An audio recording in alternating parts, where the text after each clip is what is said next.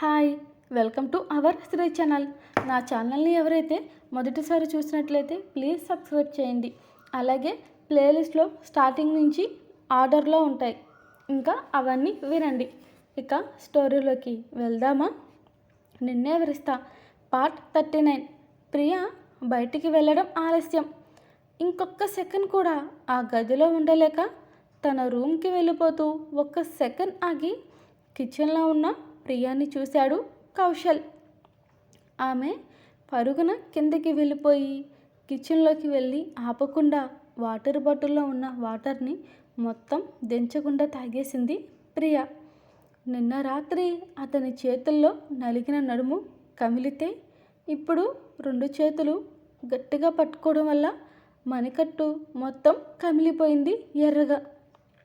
ఇక ప్రియా ఆ నొప్పిని బేర్ చేయలేక కన్నీళ్లు పెట్టుకుంటూ కిచెన్లో ఉన్న కూలింగ్ జెల్ అప్లై చేసుకుంది ఆమె. అది చూసిన కౌశల్కి అసలు తన పరిస్థితి ఏంటో తనకే అర్థం కావట్లేదు. ఏమైంది నాకు? ఎందుకని ఎప్పుడూ ఎవరిని హర్ట్ చేయని నేను ప్రియాని ఇంతలా హర్ట్ చేసేస్తున్నాను? బహుశా ప్రియా చెప్పింది నిజమేనేమో. తన ప్లేస్లో ఎవరున్నా నేను ఖచ్చితంగా పెళ్లి చేసుకునేవాడిని. మరి అలాంటప్పుడు ప్రియానే ఉంది. ఇంకా ఎందుకు ఇంతలా హార్ష్గా బిహేవ్ చేస్తున్నాను తనతో? బహుశా నా గురించి మొత్తం తెలిసినందుక తన బలహీనత మీద నేను ప్రతిసారి దెబ్బ కొడుతున్నాను అని అనుకున్నాడు కౌశల్. ఇంతలో కౌశల్ బిహేవియర్ గురించి తెగ ఆలోచన చేస్తున్న ప్రియా దగ్గరికి కౌశల్ వచ్చింది కూడా గుర్తించకుండా ఏదో ఆలోచనలో మునిగిపోయింది ప్రియ. ఏటో ఆలోచిస్తున్న ప్రియ అని పిలిచిన కౌశల్ పిలుపుతో అతన్ని చూసింది, ఏ భావం లేకుండా. కనీసం అతని పిలుపుకి కూడా ఎప్పుడూ కనిపించే మెరుపు ఆమె కళ్ళల్లో అస్సలు కనిపించలేదు. ఎంతో యాక్టివ్గా ఉండే ప్రియ ఏ యాక్టివ్నెస్ లేకుండా తనని ఇప్పుడు చూస్తుంటే దాంతో కౌశల్ తన నుదురు చుట్లించుకుంటూ రబ్ చేసుకున్నాడు తన చేతి ఫింగర్స్తో. ప్రియా వైపు చూస్తూ ఆమె జబ్బలు 2 గట్టిగా పట్టుకుని దగ్గరగా లాక్కుంటూ, డివోర్స్ తీసుకుందామా అంటూ సూటిగా ప్రియా కళ్ళల్లోకి చూస్తూ అడుగుతూ, నాతో నువ్వు అంత ఈజీగా ఉండలేవు అని స్మూతీ వాయిస్తో చెప్పాడు కౌశల్ ప్రియాతో. దాంతో ప్రియా ఏ భావం లేకుండా అతని చేతి నుంచి వదిలించుకొని కౌశల్ని చూసి ప్రియా తన ఉండే రూమ్కి వెళ్ళిపోయింది. ఇక అతనికి ఏ సమాధానం చెప్పకుండా అంటం కన్నా ఇష్టం లేకుండా వెళ్ళిపోయింది అని చెప్పాలి. ఇంతలో ప్రియా ఉన్న గదికి వెళ్ళాడు కౌశల్ ఉండబట్టలేక. రైట్ హ్యాండ్ మొత్తం ఎర్రగా తల్లడిల్లిపోయి ఏడ్చి కంటి కింద చారలతో అలాగే బెడ్ పైన పడుకుంది ఆమె. చెదిరి ముఖంపై పడుతున్న ముంగురులు, ఆమె ముఖంపై కన్నీటి చరికలు ముత్యాలా మెరుస్తున్నాయి. అతడి కింద నలిగిన లేత తమలపాకు లాంటి ఆమె పెదవుల్ని చూస్తున్న కౌశల్కి అతడి మనసంతా చిందరవందరగానే ఉంది. ఆమెని అలాగే చూస్తూ ఉండిపోయాడు కౌశల్. అస్సలు ఆమె గురించి కాస్త కూడా ఆలోచించకూడదు అనుకుంటూనే ఉంటాడు. కానీ ఎందుకో ఆ క్షణంలో తన మనసు తన ఆధీనంలో లేకుండానే ఆలోచించకుండా ఉండలేకపోతున్నాడు. ప్రియా కౌశల్ చుట్టూనే తిరుగుతూ ఉంటుంటే అతడి మనసు రోజు రోజుకి బలహీనమైపోతుంది. అతడి మనసు కంట్రోల్లో పెట్టుకోవడం తన వల్ల కాలేకపోతుంది. ఎందుకో ఆమె పెదవుల సరస ఇంకా తన పెదవుల మీదే ఉన్నట్టు అనిపిస్తుంటే అతడి ప్రాణం పోతున్నట్టే అనిపిస్తుంది ఆ క్షణంలో. దీంతో ఆ కోపాన్ని, ఆ సెన్సేషన్ని ఎలా ఆపాలో అందుకే తెలియక ప్రతి ఎమోషన్ని ప్రియాకి పరిచయం చేస్తున్నాడు కౌశల్. ఈ ఆలోచన మధ్యలోనే ఆమె ముఖం బాధతో చూసిన కౌశల్కి కకావికలం అయిపోయింది అతడి మనసు. పడుకున్న ఆమె పక్కన కూర్చుంటూ ప్రియా అని పిలిచాడు Kaushal. Don't act over smart ఇలా ఉంటే నేను నీ గురించి ఆలోచిస్తాను అనే కదా ఇలా బిహేవ్ చేస్తున్నావు. ఇలా ఉంటే ఎమోషనల్గా బ్లాక్మెయిల్ చేస్తూ నేను నీ గురించి ఆలోచిస్తానని అనుకుంటున్నావు కదా అని అన్నాడు కౌశల్ ప్రియాతో. కౌశల్ క్వశ్చన్కి ప్రియ తన కళ్ళని రెండు దగ్గరగా తెచ్చి నుసులు సీరియస్గా ముడుస్తూ, అసలు నీ ప్రాబ్లం ఏంటి బావా? నేను నిన్ను పట్టించుకోవడం లేదు ఇప్పుడు, అయినా నా వెనకాలే ఇంకా ఎందుకు పడుతున్నావు అని అడుగుతూ సీరియస్గా, అసలు నేను ఎలా ఉంటే నీకెందుకు? నీకే నేను వద్దన్నప్పుడు ఇక నువ్వు నన్ను పట్టించుకోవడం ఎందుకు? అయినా నీకు కావాల్సింది కూడా నేను నిన్ను పట్టించుకోకపోవడమే కదా. ఒకవేళ పట్టించుకున్నా నాకు ఏవేవో పేర్లు పెడతావు. అందుకే నీతో చనువుగా తిరిగి నేను నా క్యారెక్టర్ని దిగజార్చుకోవడం కన్నా నీకు దూరంగా ఉండి నా క్యారెక్టర్ని కాపాడుకోవడం బెస్ట్. సో నేను అదే చేస్తున్నా. అయినా ఇవాళ ఉండి ఇంకొంతకాలం తర్వాత వెళ్ళిపోయే నా గురించి ఇంతలా ఆలోచించడం మీకు టైం వేస్ట్. సో అందుకే మీరు అని కౌశల్ని దూరం పెడుతూ అని అంది ప్రియ. వెళ్ళిపోండి అని చెప్పకనే చెబుతూ. ఇంతలో కౌశల్, నిజంగా డివోర్స్కి రెడీగా ఉన్నావా నువ్వు అని అపనమ్మకంగా అడుగుతాడు కౌశల్ ప్రియాని. అతన్ని కసితీర మనసులో తిట్టేసుకుంటూ, డివోర్స్ ఇవ్వను, కానీ దానికన్నా ముందు నాతో ఓ 6 నెలలు కలిసి కాపురం చేయాలి. అప్పటికి మీ మనసు మారకపోతే, నా మీద నీకు ఇష్టం కలగకపోతే, నాతో కమిట్ అవ్వకపోతే, నేనంటే నీకు నిజంగా ఇష్టం లేదు అన్న క్షణం నువ్వు చెప్పినవన్నీ నేను ఖచ్చితంగా చేస్తాను అని అంది ప్రియ కౌశల్తో. కానీ అప్పటి వరకు నిన్ను పడేయాలి అని, నిన్ను డిస్టర్బ్ చెయ్యాలి అని నేను ఏ ట్రయల్స్ వేయను. అలాగే నీ విషయంలో నేను ఏది పట్టించుకోను అని అంది ప్రియ కౌశల్తో.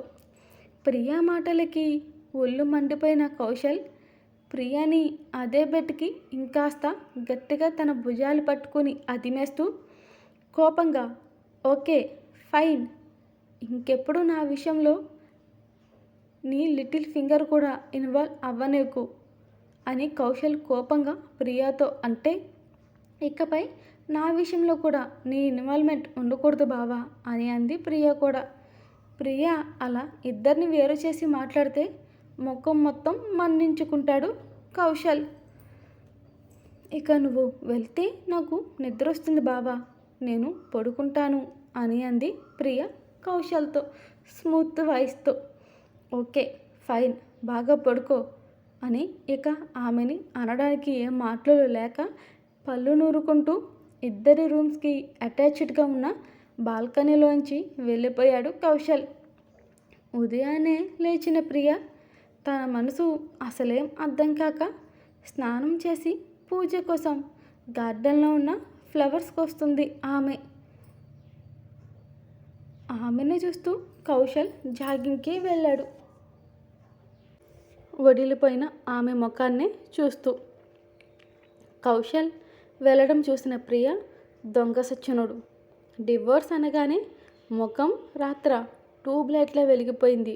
ఈడియట్కి సిగ్గలేదు సొంత పిల్లలకి డివోర్స్ ఇచ్చేనా అని అడగడానికి. అయినా నేను అలా జరగనిస్తానా ఏంటి? ముందు కాస్త ఆ మనిషి మనసు కాస్త మారాలి. అలా మారేలా అసలు ఆ బ్రెయిన్ని నేనే ట్యూన్ చేయాలి. అందుకే బావ మనసు మార్చేంత వరకు అతడి లైన్లోనే నేను నడవాలి. అతని ప్రవర్తనకు తగ్గట్టే నేను నా ప్రవర్తన మార్చుకోవాలి. ఇవన్నీ జరగాలంటే నేను అసలు ఒక పెద్ద యుద్ధమే చేయాలి అని మనసులో వాపోతూ అని అనుకుంది ప్రియ. తర్వాత పూజ చేసిన ప్రియ రాధిక గారితో పాటు కిచెన్లో టిఫిన్ చేసి డైనింగ్ టేబుల్ దగ్గర పెట్టింది ఆమె. ఫ్రెష్ అయి వచ్చిన రాహుల్, కౌశల్, విశ్వనాథం గారులకి ఎవరి జంట పక్షులు వారు వడ్డిస్తుంటే కౌశల్కి మాత్రం అస్సలు ఇష్టం లేని ఇడ్లీ తన ప్లేట్లో వేసేస్తుంది ప్రియ. దీన్ని మొత్తంగా అందరూ గమనించిన ఎవరికి వారే సైలెంట్గా ఉండిపోయారు. ఎంతవరకు వీరిద్దరి మధ్య సఖ్యత ఉందో అని అర్థం చేసుకోవడం కోసం. ఆమె మీద ఉన్న కోపాన్ని అతి కష్టంగా అణుచుకుంటూ తన ప్లేట్లో ఉన్న 2 ఇడ్లల్ని అతి కష్టం మీద తినేసి హ్యాండ్ వాష్ చేసుకుని తన రూమ్కి వెళ్ళిపోయాడు కౌశల్, ఆఫీస్కి వెళ్ళడానికని చెప్పేసి.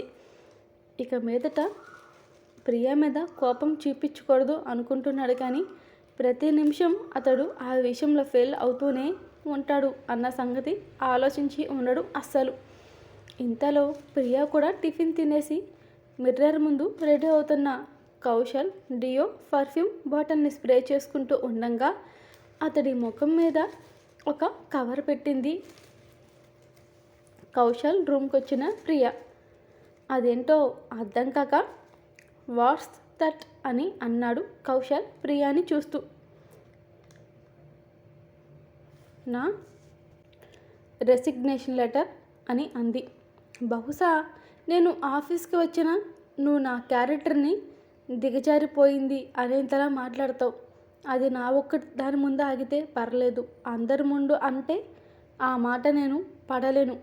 అన్నిటికన్నా ముందు నేనేం చేయలేకపోయినా నీ ముందు ఏదో చేసేసాను అనేంతలో నువ్వు బిల్డప్ ఇస్తావు. నిన్ను పడేయడానికి నేనేదో ఫ్లర్టింగ్ చేశానన్నా అంటావు. ఒక ఆడపిల్లగా నీతో నేను ఆ మాటలు పడలేను. అది అని ప్రియా కౌశల్తో ఏదేదో మాట్లాడుతూ ఉండంగానే ఆ లెటర్ కౌశల్ తీసుకోవడం, చింపి ఆమె ముఖం మీద వేయడం క్షణాల్లో జరిగిపోయింది. కౌశల్ పొగరుగా ఆఫీస్కి వెళ్దామా అన్నట్టు చూస్తున్నాడు ప్రియాని. దాంతో కౌశల్ ని ప్రియా కాల్ చేసేలా చూసింది. అసలు కౌశల్ చేసిన పని ఏమాత్రం నచ్చలేనట్టుంది. అది ఆమె ముఖంలోనే తెలిసిపోతుంది కౌశల్కి. నువ్వు నన్ను ఎలా చూసినా నో యూస్, ఇక మండుతున్న ముఖాన్ని ఆపి నా వెనకేరా అని అన్నాడు ప్రియాని.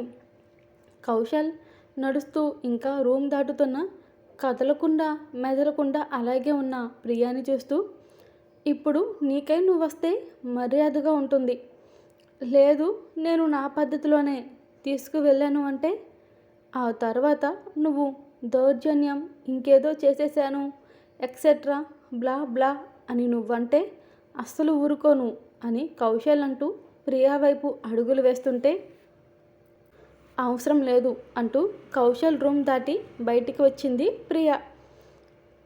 ఇంకొకటి, ఈ స్టోరీని లాగ్ అనుకునే వాళ్ళకి ఒక చిన్న సలహా. ఏ స్టోరీ అయినా ఒక 10 ఎపిసోడ్స్లో ఎలా అయిపోతుంది, అది ఒక షార్ట్ స్టోరీ అయితే తప్ప. కానీ నాది లాంగ్ సిరీస్, ఇప్పట్లో అవ్వదు. దయచేసి నన్ను ఎవరు కంగారు పెట్టొద్దు, మీరు కంగారు పెట్టొద్దు, మీరు కూడా కంగారు పడకండి. స్టోరీ స్టార్ట్ అయింది ఇప్పుడే, చాలామంది లాగ్ అంటున్నారు, అలా అయితే ఎలా? ఇకపోతే 2 స్టోరీ ఇవ్వమంటున్నారు, సరే బాగానే ఉంది, కానీ అందరూ చూడట్లేదు. చూసిన వాళ్ళేమో చిన్న స్టోరీ అంటున్నారు. నేను మిమ్మల్ని అడిగే కదా, ఒకటి పెద్దది స్టోరీ ఇస్తాను, ఇంకోటి చిన్నది ఇస్తాను అని చెప్పింది. సరే, ఇక దయచేసి సెకండ్ స్టోరీని కూడా దయచేసి ఒకసారి క్లిక్ చేయండి, నాకు వ్యూ కౌంట్ అన్నా పెరుగుతుంది. ఇక థ్యాంక్స్ ఫర్ వీడియో.